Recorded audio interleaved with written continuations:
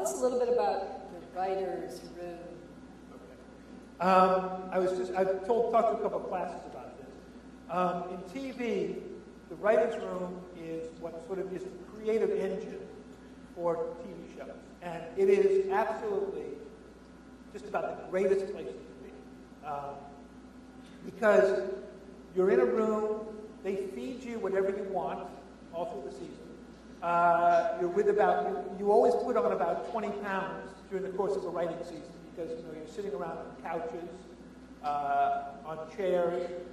We actually have a treadmill that we put in the corner of the writer's room at Grey's Anatomy, and it mocks us because nobody ever gets on the treadmill. And it turns out this treadmill is actually kind of loud, so we don't even, we can't hear each other speaking when we're on it. But the writer's room is a great place, and it's sort of the most politically incorrect environment you'll ever see. People say whatever's on their mind. They tell stories that, I'm sort of, they call me like the blusher meter. I'm the guy who, I hear stories, and actually, generally, the women are far dirtier than the men, by the way. They'll tell me, terrible stories, and I'm like, oh my God. But they're all sort of geared to help us creatively come up with, stories for the show. But it's a place, frankly, I tell the writers stuff I don't tell my wife. So, I want my wife to still live there. And it's a cool place, and you're there, and, we don't really, occasionally we'll have somebody who says, well, I'm a doctor, and I'm interested in being a writer, and can I come to your writer's room? It's like, no. The writer's room is sacrosanct. It's for the writers, and we'll say that's where we gather, and for many hours a day, we sort of come up with the ideas for that. One of the things that I was telling BJ's class yesterday is that the way we generate the stories and stuff on Grey's Anatomy is we have 10 or 12 whiteboards. And we have these whiteboards all behind us. And we on each whiteboard we have character arcs, where we want the characters to go through the season. We have medical stories, any kind of sort of disgusting, gross medical story that we put up there. We interview, we have surgeons, general surgeons, neurosurgeons, any kind of heart surgeon. They all come to us and tell us, stories about where they operate. And so, and from a lot of those stories. Of course, I've read also a bunch of books in the last 4 years that have also, because you're always looking for stories.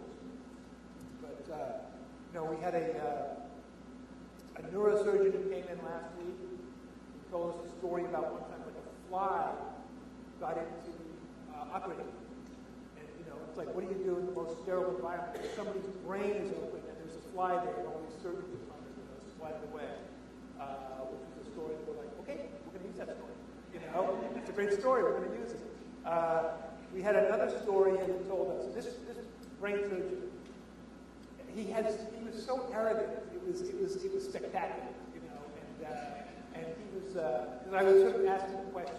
I would say, well, could you operate actually on the brain? He'd say, no, you don't want to do that. The brain is mashed potatoes. Why would you want to operate on mashed potatoes? Could you do that? And I'm like, no, easy, man. I wouldn't want to operate that. But he told us a story. For instance, I'll give you an example of a story that we could immediately see on Grey's Anatomy to use it, where he had to get his own back operation, and so he had the residents operate on him. But he was such a control freak that he decided to stay awake during the operation. So he's watching his own operation on the plasma screen while the residents are operating on him. They put a local anesthetic in his back. And for 99% of patients, you put them out of this operation, mainly because you don't want them to move around. But of course, he's directing the operation. And of course, there were a couple other writers. This is actually, he told us this story when he was in surgery. There were two other writers in surgery with him, along with myself, watching the surgery as he was telling us a story about himself. And I immediately, my hand shot up and I said, I'm writing that one. I'm writing that episode.